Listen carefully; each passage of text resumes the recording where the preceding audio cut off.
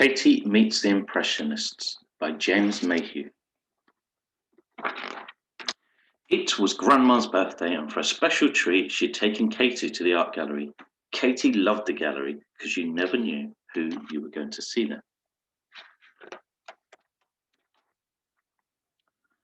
"Look at the flowers in the paintings," said Grandma. "I can only see blobs," said Katie. "Pictures are made up of blobs," said Grandma. "But when you stand well back, the blobs will make a picture." Katie wandered off into the next room to try. There she saw a painting called The Luncheon by Claude Monet, and when she stood back, Katie could see a garden. Grandma would love flowers like those for her birthday, she thought. She closed her eyes and sniffed. She was sure she could smell the flowers. And when Katie opened her eyes, there she was amongst the daisies, hollyhocks, roses, and sunflowers. "Can I pick some?" said Katie to the little boy, who was called Jean. Jean called his mother and Nanny over and spoke to them in French. "Un bouquet?" said his mother. "Oui, Jean. You go and help the girl." So Jean and Katie gathered flowers together. "Are you going to paint them?" he asked. "No, they're for my grandma," said Katie. "Papa paints flowers," said Jean. "I'll show you."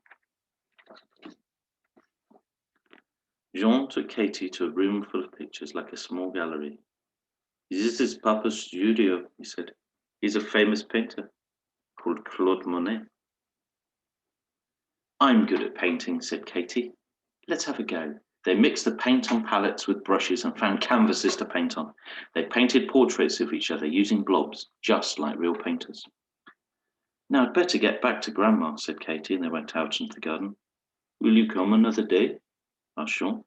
"I'll try," said Katie. She picked up the bunch of flowers and, waving goodbye, climbed through the frame into the gallery. Katie saw that the bunch of flowers was beginning to wilt.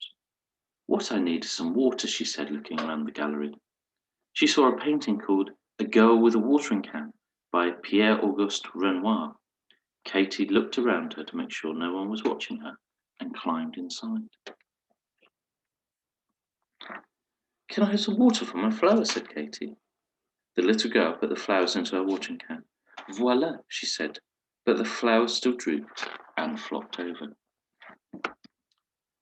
"Come and pick some more," said the girl. So Katie and the girl trampled through the garden, picking flowers. Katie pretended it was a jungle and that she was a panther chasing the girl.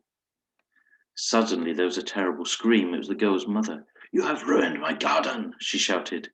"It wasn't me," said the girl. "It was her," and she pointed at Katie. "Come here, you naughty child," said the mother. But Katie ran for the picture frame and leapt into the gallery, leaving the flowers scattered behind her. Katie sighed. She didn't dare go back to fetch the flowers. She went to look at the other pictures.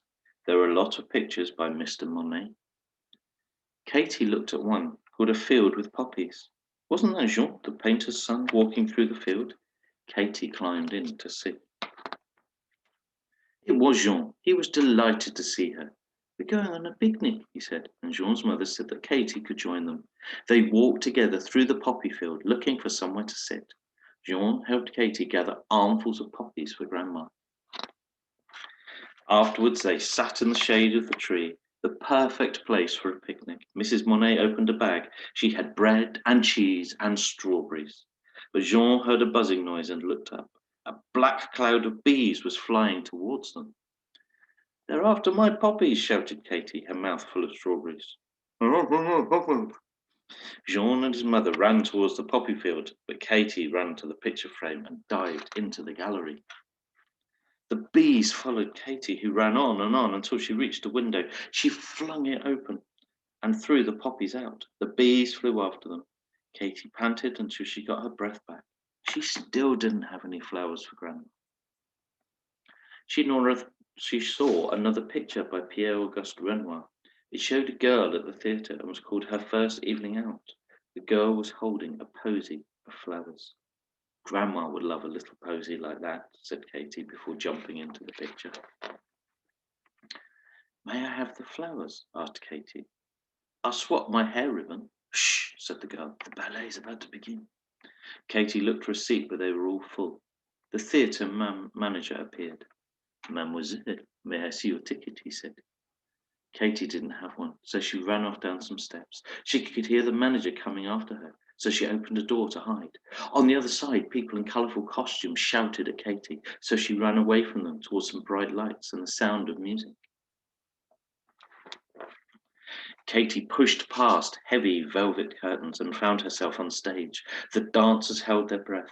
So did the musicians in the orchestra. So did the audience. What was Katy going to do?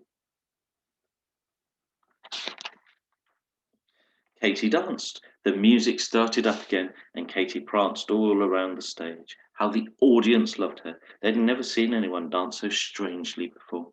They cheered and clapped and threw flowers. Hundreds of flowers fell upon Katy as she twirled around. Well done, they shouted. Bravo! When the music stopped, Katy curtsied and gathered up the flowers. The manager rushed over. My dear, you have such talent. Katy blushed. I just jumped around a bit, really, she said. You must dance every night. You will be famous, said the manager. Thanks, but it's Grandma's birthday, said Katy. I must get back. But Katy could not find her way to the picture frame. There were people everywhere changing costumes. She was afraid she might be stuck in the theatre picture forever. All of a sudden, she saw another frame. I must be in another picture, said Katy. She gathered up her bouquet and climbed into the gallery.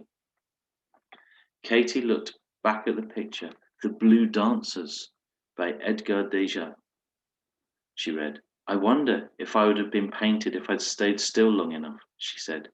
Then Katy ran over to her grandma and gave her the flowers. Happy birthday, Grandma.